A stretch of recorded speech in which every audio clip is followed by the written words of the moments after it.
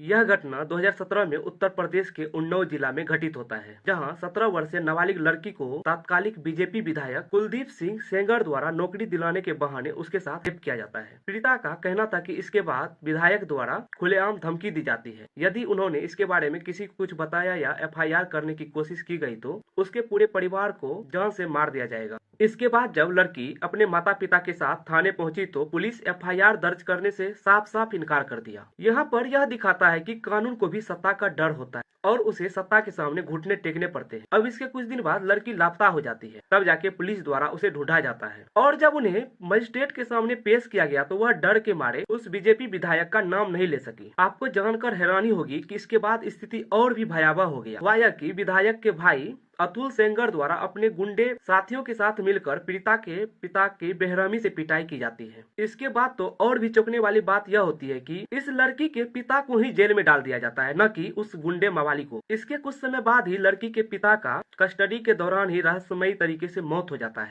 जब उसका पोस्टमार्टम किया जाता है तो उसके शरीर पर कई सारे चोटों के निशान पाए जाते हैं। इस सब के बाद फॉर्मेलिटी के तौर पर 6 पुलिस कर्मियों को निलंबित किया जाता है और विधायक के भाई को गिरफ्तार किया जाता है। इसके बाद भी जब लड़की के साथ लगातार अन्याय होते रहता है तो वह मुख्यमंत्री आवास के बाहर आत्मदाह करने की कोशिश करती है। इतना सब कुछ जब होता है तो यह मुद्दा राष्ट्रीय स्तर पर पहुंच जाता है और तब जाकर सुप्रीम कोर्ट को हस्तक्षेप करना पड़ता है और इस केस को उत्तर प्रदेश से हटाकर दिल्ली ट्रांसफर करने का आदेश दिया जाता है। इसके बाद दिल्ली हाईकोर्ट द्वारा बीजेपी विधायक कुलदीप सिंह सेंगर को दोषी ठहराया जाता है और उसे उम्र कैद की सजा सुनाई जाती है। अब सजा के कुछ समय बाद जब पीड़िता अपने वकील और 2 चाचियों के साथ अपने चाचा से रायबरेली जेल मिलने जाती है तो उसी दौरान एक ट्रक द्वारा उसके कार को टक्कर मार दिया जाता है, जिसमें उसके दोनों चाचियों की मौत हो जाती है। सबसे शॉकिंग बात, उस ट्रक का कनेक्शन उस बीजेपी विधायक से ही बताया गया। आपको क्या लगता है, यह मात्र घटना है या सबूत मिटाने की कोशिश? अब आगे 23 दिसंबर 2025 को दिल्ली हाईकोर्ट द्वारा कुलदीप सिंह सेंगर को जमानत दे दिया जाता है और हाईकोर्ट द्वारा 2 नॉनसेंस शर्तें रखी गई। पहली शर्त,